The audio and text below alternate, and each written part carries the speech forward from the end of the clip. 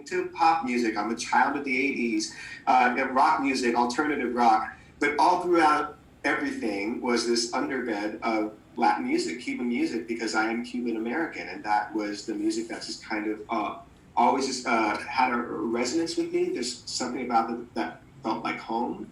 And I will say that growing up in Miami, where I had a big family, where we would get together for Thanksgiving, for Christmas, for birthday parties, for whatever, music is a big part of those parties. And there is always salsa music blasting at those parties. There's always someone going up on a microphone and singing a bolero, whether you want them to or not. So there's always music that just becomes, you kind of just pick it up through osmosis, through exposure. And, basically throughout all my years, I got a chance to just delve into all these different styles. And then I meet Lin-Manuel Miranda, then I meet Kiara, and then I'm able to really celebrate this part of my musical upbringing that I hadn't really gotten a chance to really use and to tap into.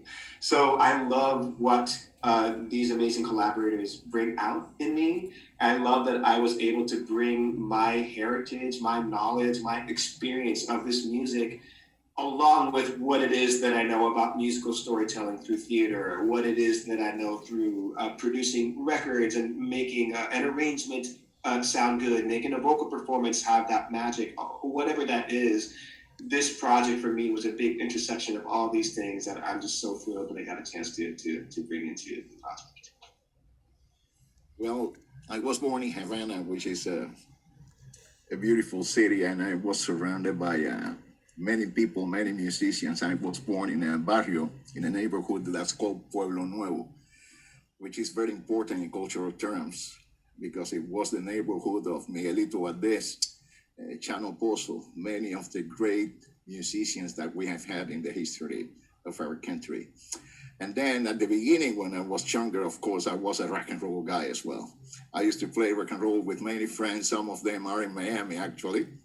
Some of them are in Havana, Cuba. And I used to play rock and roll, but at a certain point of my life, I realized that I had to do something for the culture of my country. I had to do something really valuable for the foundation of my nation. So back in 1976, I created with a bunch of friends the first Cuban young band performing traditional Cuban music. And then I had the possibility with the band to perform in many places and to know much more people than the people that I already knew from my neighborhood. And then I've been playing this kind of traditional music for a long time, My goal always has been to try to recreate the spirit of the music of my country, and at the same time to put the music of my country in the international scene.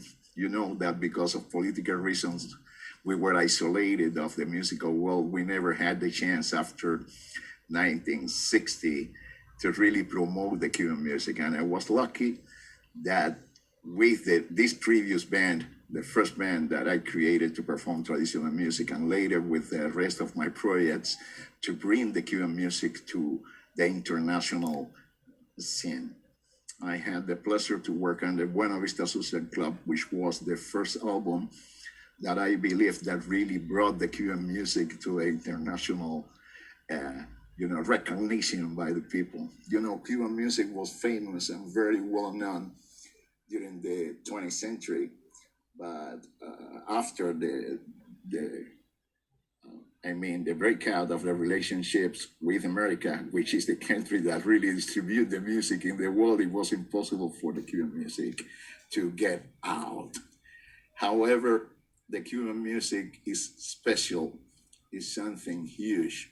And the fact that I've been able to work on the music of my country, that I've been able to bring this music to the international market is something special for me.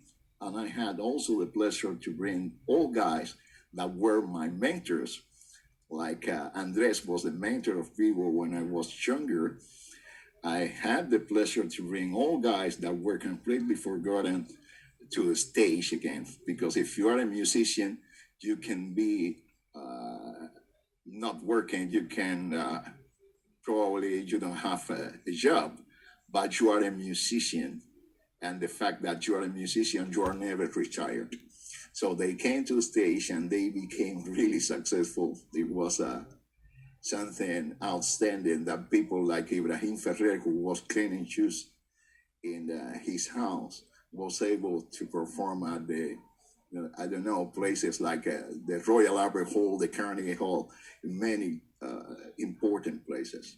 So I'm very happy of being a part of Vivo, which is a tribute to the music of my country, to the music that I've been fighting for during my whole life. And it's a great, great love story and a tribute to the music of my country, of course, mixed with contemporary music. Lin-Manuel and Alex are very smart. They are great composers and arrangers and musicians, and they have made something really special that represents my country, that represents my roots, and at the same time bring this country to the film, to Netflix, to a great film. So I'm very happy for being part of a project, and I suppose that perhaps Emmanuel is going to do something new with Gabi, as I've heard, and because the Gabi's hip hop, the Gabi's rap is something really outstanding in the film.